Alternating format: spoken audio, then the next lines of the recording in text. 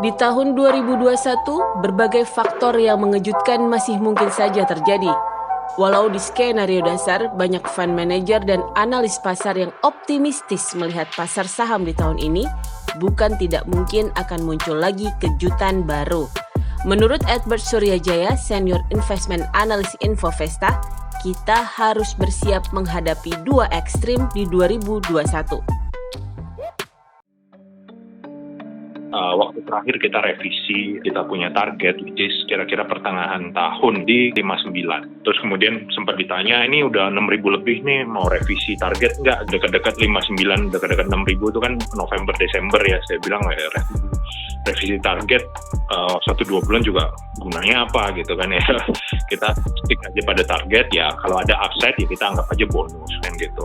Dengan berbagai ya dinamika ya, sempat stimulus sempat nggak jadi, terus kemudian jadi lagi, terus vaksin juga udah mulai, tapi kemudian ada katanya varian baru virus gitu kan. Banyak faktor yang istilahnya unexpected pengaruh pasar. Yang mana unexpected faktor ini juga mungkin akan mewarnai perjalanan kita.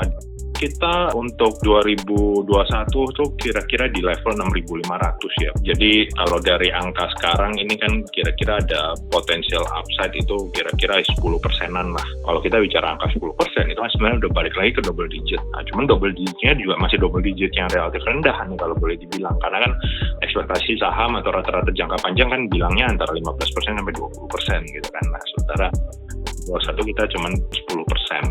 Itu kenapa? Karena ya meskipun banyak optimisme gitu ya bahwa tahun pemulihan gitu, saya sempat baca beberapa artikel juga fund manager rata-rata pada positif gitu kan, pada optimis gitu kan.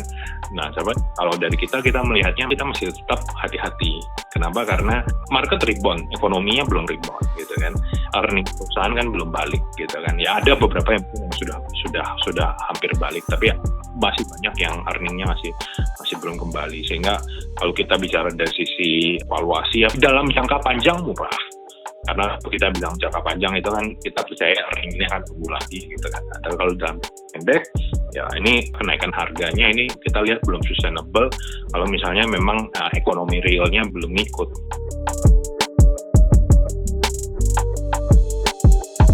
Ada dua ekstrim. Kalau misalnya ternyata skenario dasar kita, base skenario kita yang terjadi di mana ekonomi juga catching up, pulih gitu kan, vaksin positif gitu kan, distribusi lancar, terus kemudian nggak ada yang aneh-aneh. Ini kan kita menunggu pemerintahan Amerika Serikat yang baru juga di bawah presiden terpilih yang baru. Skenario dasar seperti itu terjadi, maka pasar saham yang menarik. Tapi kalau misalnya sebaliknya, kalau ekonomi tidak bisa catch up, salah satu yang kita tunggu juga restrukturisasi hutang itu kan.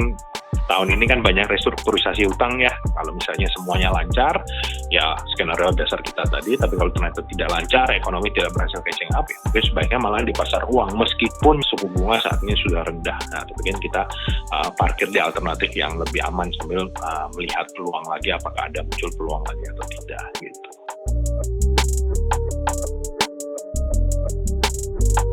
Kita definitely mencoba untuk cari saham-saham yang didukung oleh sektornya. Contohnya apa yang oke, misalnya saat ini kayak CPO itu kelihatannya masih oke gitu karena tren harga CPO-nya saat ini kan masih naik. Atau saham logam meskipun harganya udah naik lumayan tinggi gitu, nah tapi karena sentimennya itu masih positif terkait mobil listrik atau energi ramah lingkungan, maka kita lihat itu masih akan prospektif gitu. Nah, mungkin yang sebaliknya yang kurang konsumsi misalnya, ya meskipun ini adalah saham defensif, jadi kalau misalnya ternyata market jeblok lagi, mungkin saham-saham ini yang malah akan bertahan gitu. Nah, tapi kalau ke depannya kayak misalnya kayak kenaikan gaji, itu kan minim ya boleh dibilang, berarti kan kenaikan konsumsi itu kan juga relatif akan terbatas gitu kan. Dari sisi laba otomatis kan juga akan lebih terbatas. Kalau kayak bank itu kan udah rata-rata udah naik gitu kan ya. Kayak BCA kita udah ngomong angka 33-34 ribuan itu. Sebelum rebound itu kan 27, 25. Rata-rata bank juga saya lihat kenaikannya udah cukup signifikan. Nah, jadi kayak bank mungkin sudah agak tinggi ya. Nah, tapi kalau sektor yang setahu saya biasanya masih ketinggalan itu properti. Jadi kalau dalam satu cycle juga biasanya memang sektor properti kalau naik tuh naiknya paling belakang gitu.